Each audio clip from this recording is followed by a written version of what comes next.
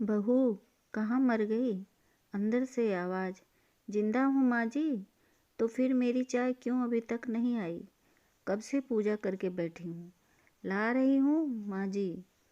बहू चाय के साथ भांजिया भी ले आई। सास ने कहा तेल का खिलाकर क्या मारोगी? बहू ने कहा ठीक है माँ जी, ले जाती हूँ। सास ने कहा रहने दे, अब बना दिया है तो खा लेती हूँ। सास ने भजिया उठाई और कहा कितनी गंदी भजिया बनाई है तुमने बहू। माँ जी मुझे कपड़े धोने हैं, मैं जाती हूँ। बहू दरवाजे के पास चिपकर खड़ी हो गई। सास भजिया पर टूट पड़ी और पूरी भजिया खत्म कर दी। बहू मुस्कुराई और काम पर लग गई। दोपहर के खाने का वक्त हुआ। सास ने फिर आवाज़ लगाई, कुछ खाने को मिलेगा? बहू ने आवाज़ लगाई। बहू ने आवाज़ नहीं दी। सास फिर चिल्लाई, भूखे मारोगी क्या?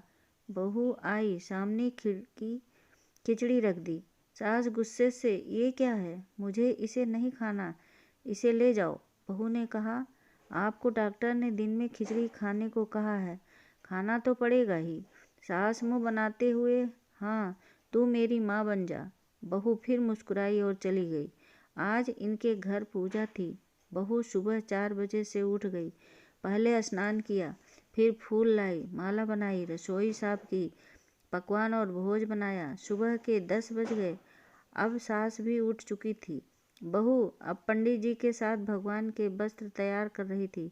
आज ऑफिस की छुट्टी भी थी। उनके पति भी घर पर थे। पूजा शुरू हुई। सास चिल्लाई, बहू ये नहीं है, वो नहीं है।